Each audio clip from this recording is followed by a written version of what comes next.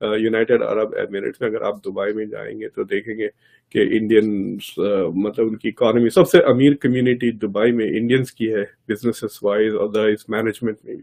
तो इंडिया का इन्फ्लुएंस बढ़ते जा, इंडिया इज रैपिडली अभी पांचवी या छठी बड़ी इकोनॉमी है दुनिया की, और चंद करीब it will become the third biggest economy है, आप उससे परे भी रह नहीं सकते। That is why I think India का इन्फ्लुएंस बढ़ते जाएगा। लेकिन आने वाले टाइम में मुझे लगता है कि इंडिया बहुत ज़्यादा तरक्की करेगा। अब दुबई में भी आप देखें, दुबई में भी चले जाएं तो वहाँ पे भी इंडिया के इतने लोग हैं। इंडिया आई थिंक आधा इंडिया तो दुबई में ही है। तो उम्मीद यही है कि आने वाले वक्तों में इंडिया ही सुपर पावर होगा, क्योंकि वो आईटी में वो काफ़ी स्ट्रांग हो चुका है। इसके अलावा आप दूसरे शोबे भी देख लें, उनके मेडिकल के हवाले से भी इंडिया बहुत स्ट्रांग है। हर साल तकरीबन 5 लाख से ज़्यादा लोग वहाँ मेडिकल टूरिज्म के सिलसिले में भी आते हैं।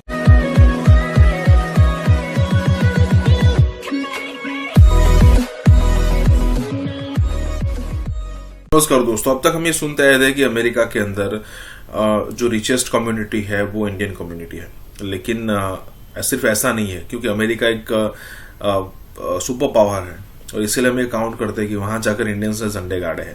लेकिन अगर आप यहाँ पर दूसरी सिचुएशन देखो कि दुबई जैसी जो जगह है वहां पर भी अगर आप इंडियंस देखो तो बहुत बड़ी तादाद में है। कई सारे एरिया तो आपको इंडिया ही लगेंगे। उसके अलावा यहाँ पर एक और सिचुएशन है कि भाई वहां की जो इंडियन कम्युनिटी है ना वो सबसे अमीर कम्युनिटी में आती है। और आप ये भी कह सकते हो, पिछले दिनों तो मैंने पाकिस्तानी मीडिया में भी ये भी सुना था कि भाई यहाँ पर जो दुबई के अंदर जो पॉलिसी डिसीजंस होते हैं, मतलब कि जो बड़े बड़े डिसीजंस होते हैं, उसके पीछे इंडियन कम्युनिटी डेफिनेटली होती है, क्योंकि बहुत बड़ी तादाद में है। उसके अलावा बहुत बड़े बड़े बिजनेसमैन जो है वो दुबई में इंडियंस है। तो कहने का मतलब ये है कि यहाँ पर इसी चीज पर बात हो रही है कि एक तो यूएई और सऊदी जैसे कंट्रीज के अंदर इंडिया का इन्फ्लुएंस बढ़ रहा है, ऊपर से ऐसे ऐसे बिजनेसमैन है जो मान लीजिए कि एक समय पर यूएई और जो सऊदी है इंडिया से विपरीत चलने की भी ट्राई करेंगे तो नहीं हो पाएगा उनसे। इसी के साथ ये वीडियो शुरू करते हैं। क्या लगता है who is the king of Asia? Asia में हमारे तो काफ़ी कंट्रीज आती हैं, बट आप मुझे बताइएगा आपको क्या लगता है इंडिया, चाइना और बांग्लादेश कौन सी आने वाली हुकूमत करेगा? आने वाले ईयर्स में किसकी बादशाहत होगी? तो बांग्लादेश को आप साइड पे कर दें, क्योंकि बांग्लादेश के जो हालात ठीक हैं वक्ती तौर पर हैं। और जहाँ तक चाइना की बात है, चाइना अभी तो कह सकती हैं, लेकिन जो मुझे फ्यूचर नज़र आ रहा है, जिस तरह से इंडिया जिस तेज़ी से तरक्की कर रहा है, मुझे उम्मीद है कि आने वाले अगले कुछ 8-10 साल या 20 साल बाद जो होगा वो इंडिया बहुत स्ट्रांग हो जाएगा। और इसकी वजह यह है कि इंडिया में आप देखें वो हर चीज़ जो कंपनीज पहले चाइना में थी, अब वो आहिस्ता आहिस्ता इंडिया में शिफ्ट हो रही है और इंडिया उनको ऐसी फैसिलिटीज़ दे रहा है जिसकी वजह से कंपनी ना चाहते भी वहाँ अपने आप को शिफ्ट कर रही हैं। उसके अलावा इंडिया में लेबर बहुत सस्ती है। मैं ये बात नहीं कहूँगा कि वहाँ आबादी बहुत ज़्यादा, जो हर बात लोग कहते हैं, लेकिन ऐसा नहीं। लेकिन वहाँ पे इंडिया में लेबर बहुत ज़्यादा सस्ती है और वो बहुत ज़्यादा फैसिलिटेट कर रहे हैं। तो India is such a trusted partner for them कि वो समझते हैं कि वो उसको वाकई ही जो है वो मिडिल ईस्ट में रोल प्ले करना चाहिए। डायस्पोरा भी काफी इन्फ्लुएंशियल हो गई है मिडिल ईस्ट में। यूनाइटेड अरब एमिरेट्स में अगर आप दुबई में जाएंगे तो देखेंगे कि इंडियन मतलब उनकी इकोनॉमी सबसे अमीर कम्युनिटी दुबई में इंडियंस की है, बिजनेसेस वाइज और अदरवाइज मैनेजमेंट में भी। तो इंडिया का इन्फ्लुएंस बढ़ते जा, इंडिया इज रैपिडली अभी पांचवी या छठी बड़ी इकोनॉमी है दुनिया की, और चंद करीब it will become the third biggest economy है, आप उससे परे भी रह नहीं सकते। So that is why I think India का इन्फ्लुएंस बढ़ते जाएगा। और इंडिया जो है वो सबसे बेस्ट है इस पॉइंट ऑफ व्यू से कि इंडिया जो है वो कर सकता है। इंडिया ने ऑलरेडी पहले भी बहुत उसकी आप देखें कंट्री पाकिस्तान से तो बेटर ही है। तो आपको क्या लगता है कि नहीं है, उन्होंने नहीं दी हैं जो इंडिया ने दी हैं। तो इंडिया ने कौन कौन सी अभी तक आपको लगता है कि फैसिलिटीज़ दी हैं? इंडिया ने जॉब की बहुत दी हैं, बहुत सारी लोगों को जॉब की भी हैं। उसके अलावा इंडिया जो है वो हमारे पाकिस्तान से और काफ़ी बेटर है। मुझे तो ये लगता है कि वो बेटर है। तो आपका एजुकेशन, इकोनॉमी और इन सब चीज़ों के बारे में क्या कहना है, किसकी बेहतर है? एजुकेशन देखें, मेरे खुद के बच्चे बिकन हाउस में पढ़ते हैं, मेरी बेटी न्यूलैंड्स में है, लेकिन ये है कि वो मुझे नहीं लगता कि हमारा वहाँ का जो छोटा सा स्कूल भी है वहाँ के बच्चों की एजुकेशन बहुत अच्छी है।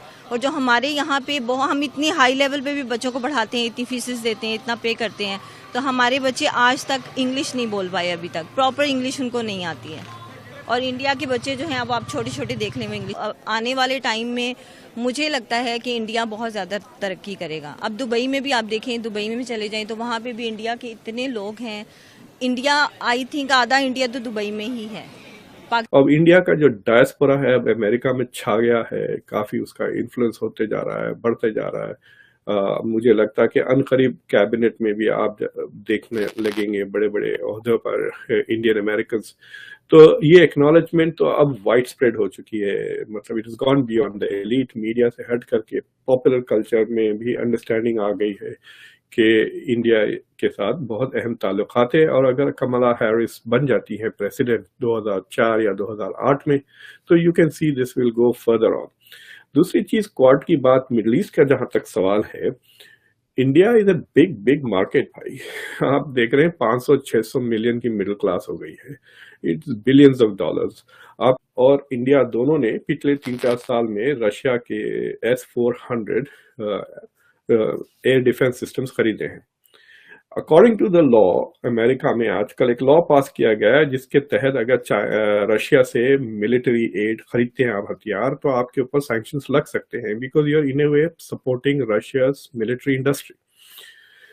तो टर्की पे तो सैंक्शंस लग गए, हालांकि टर्की एक नेटो एलाई है, अमेरिका का इतना पुराना दोस्त है। टर्की में अमेरिका के जो यूरोप में जो अमेरिका के न्यूक्लियर वेपन स्टेशन है वो तुर्की में है, उसके बावजूद तुर्की पे सैंक्शंस लगे। इंडिया ने भी वही हरकत की 2018 में। तुर्की ने $2.5 बिलियन के हथियार खरीदे रशिया से, इंडिया ने $5.5 बिलियन के S-400 खरीदे जो अभी डिलीवर हो गए। इंडिया के ऊपर अभी तक सैंक्शंस वगैरह उस पर नहीं लगे, so clearly national security weavers आते रहेंगे। That is an indication of the growing strength of US need for India. India की जो जरूरत है अमेरिका को, उसका आप देख सकते हैं ये नतीजा। बिल्कुल ठीक है कि ये द स्ट्रेंथ इज इंक्रीजिंग, जिसकी वजह से मामलात जो हैं वो ऑब्वियसली इंडिया का वो इन्फ्लुएंस बढ़ने की वजह से ऑब्वियसली अब वो US गवर्नमेंट के पास उस तरह की चॉइसेस जो है वो नहीं रही। सर, हम इतना जानते हैं कि उनकी गवर्नमेंट बहुत ज़्यादा अमीर है और बहुत स्ट्रॉन्ग है, मैशियत के जो उनकी पॉलिसीज़ हैं बहुत अच्छी बना रहे हैं। और जहाँ तक पॉवर्टी अगर मैं कहूँगा ये उनका इंटरनल प्रॉब्लम है, तो वो उनकी गवर्नमेंट जानती है उसने कैसे हैंडल करना नहीं करना। पॉवर्टी आप जानती हैं जैसे पॉवर्टी पाकिस्तान में भी है, इंडिया में पॉवर्टी किस जगह पे नहीं है। इवन क्या जो अगर मीडिया का दूसरा रुख देख लें, अगर मीडिया का दूसरा रुख देखें तो अमेरिका में भी पॉवर्टी आपको मिल जाएगी। पॉवर्टी हर जगह पे होती है कंपनीज को। तो उम्मीद यही है कि आने वाले वक्तों में इंडिया ही सुपर पावर होगा, क्योंकि वो आईटी में वो काफ़ी स्ट्रॉन्ग हो चुका है।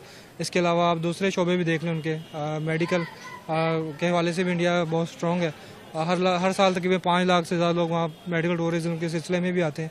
और इवन के पहले जब इंडिया और पाकिस्तान के ताल्लुकात बेहतर थे तो पाकिस्तान से भी लोग जाया करते थे लीवर ट्रांसप्लांटेशन के लिए।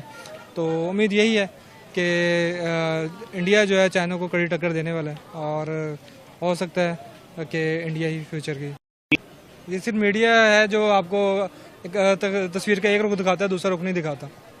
तो आपको क्या लगता है, आपने जैसे अभी बोला गवर्नमेंट का, तो गवर्नमेंट अभी तक जो इतने साल ईयर्स जो गुजर गए हैं, इंडिया की गवर्नमेंट ने कितने हद तक काम अपना सरंजाम अच्छे से दिया? देखिए, इंडिया के जो थिंक टैंक्स हैं वो बेशक वहाँ पे चेहरे बदलते रहते हैं, लेकिन उनके थिंक टैंक्स वही हैं। तो वहाँ पे अगर प्रोजेक्ट शुरू होता है तो अगली गवर्नमेंट भी उसी प्रोजेक्ट को कंटिन्यू करती है। तो ये चीज़ उनके लिए शायद यही वजह है कि वो एक तसलसल के साथ जो है वो अपने प्रोजेक्ट उनके चल रहे हैं और वो स्ट्रॉन्ग होते हैं। वहाँ पे इंडिया में जो है बच्चा छोटा सा हो, इंग्लिश में बहुत अच्छी बात करता है हमारे पाकिस्तान की निस्बत, और बहुत ज़्यादा मतलब उनकी ग्रूमिंग बहुत अच्छी हुई होती है। हमारे पाकिस्तान में स्कूल्स और टीचर्स इस तरह से नहीं है। तो मैं कहना चाह रही हूँ कि जब इंग्लिश की तरफ मूव कर रहे थे तो इसको क्यों वापस लेकर आए हैं, मतलब इसको ऑक्सफोर्ड से दोबारा पंजाब टेक्स्ट बुक बोर्ड की तरफ क्यों मूव किया? तो आपको नहीं लगता इकोनॉमी के लिहाज से कौन बेहतर है? इकोनॉमी के लिहाज से तो इंडिया ही बेहतर है, क्योंकि वो मूव ऑन कर रहे हैं और तेजी से कर रहे हैं। तकरीबन आप कहिए 2005 में जो बहुत ही अहम ईयर है इंडियन फॉरेन पॉलिसी के लिए, जो न्यूक्लियर डील अमेरिका के साथ हुई है, बेसिकली अमेरिका ने इंडिया के न्यूक्लियर प्रोग्राम को लेजिटिमाइज कर दिया इंटरनेशनली 2005 में। वो पराया स्टेटस खत्म हो गया। तो 2015 से लेकर अब तक अमेरिका इंडिया को बेसिकली नर्चर कर रहा है to become a major ally in Asia, खासतौर से पिवट टू एशिया के बाद से। लेकिन India is trying to take the advantage of it. But basically, India wants to have a free lunch. It wants to eat but not pay the bill.